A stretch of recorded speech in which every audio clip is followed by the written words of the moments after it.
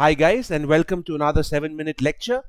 We will be looking at one of the most hotly debated issues in the modern world today, which is, should wars have laws? And if so, what kind of laws should they be?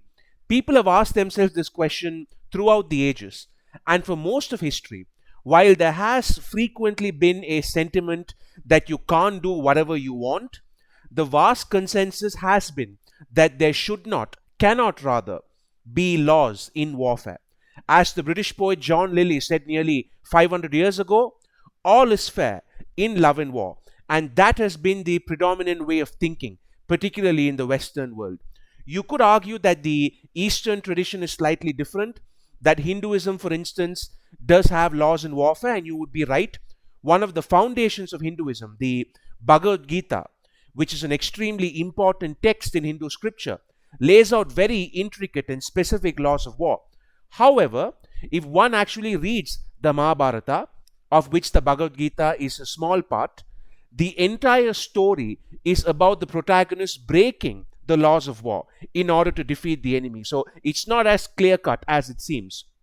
A similar exception to this rule in the Western world would be Thomas Aquinas, the Catholic priest and philosopher in the 13th century who formulated what's called the just war theory and who insisted that there must be ethics and rules in warfare.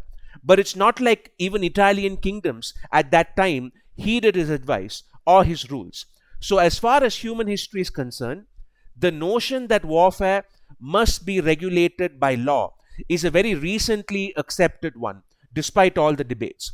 It's only been in the 20th century that the world as a whole has come to a kind of consensus that there must be laws in warfare, and more importantly, that the people who refuse to abide by these laws should then be punished.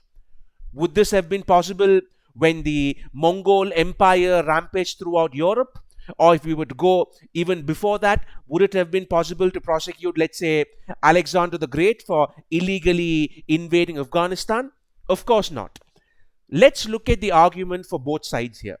It's easy to see why people want laws to be applied in warfare. It's a basic humanitarian argument. We can't let soldiers rape and pillage and murder their way into enemy territory because it's a ghastly act. It's a highly immoral and brutal way of doing things. And if we, as modern populations, had the power to put an end to it, as we did in the 20th century, we should. I don't think anybody really needs to explain why we need the laws of war. I think that's quite clear to anyone with common sense. On the other side, those who oppose the concept of humanitarian law, by the way, is just another term for the laws of war. Those who oppose the concept obviously don't have a compassionate or humanitarian angle to their answer. Their reasoning is based on the idea that warfare itself represents a breakdown of law and order, of conversation, of negotiation.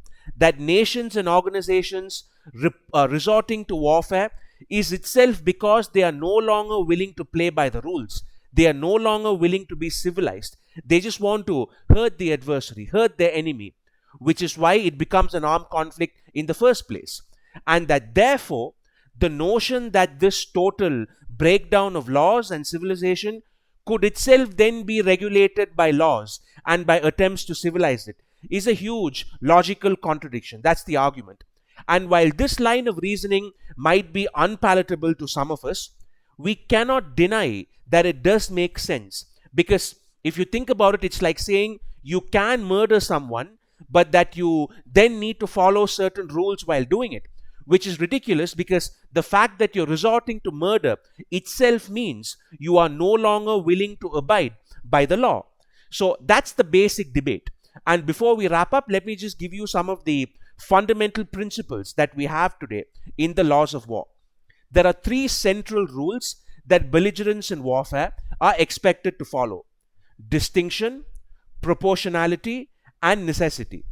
Distinction is the idea that you must always distinguish between civilians and combatants in a war zone. That while combatants might be a valid target, soldiers, non-combatants should not be attacked. This is easy to follow when the battlefield is separate from civilian clusters. So if you look at World War I style trench warfare, this was pretty easy to follow because the trenches only had combatants. They weren't in the middle of a city or whatever. In modern wars, though, which are increasingly urban and where the physical space of the battlefield is increasingly hard to define, it becomes very difficult for countries to abide by these rules. The second rule is proportionality. This simply means that whatever use of force you resort to in a battlefield cannot be disproportionate to the outcome you seek.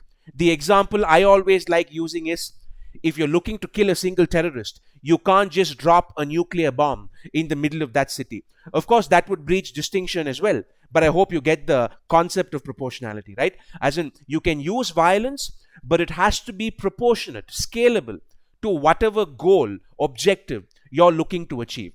And the final and third law is necessity. This is pretty simple. Whatever force you use in a war must have been necessary. If there were non-violent options with which you could have achieved the same goal, you might be guilty of war crimes because you've breached necessity. Similarly, if you use violence that serves no purpose, so let's say you've captured a few enemy soldiers, you now torture them for nothing but fun, for nothing but sport. That would again be a violation of the law of necessity because that wasn't needed at all.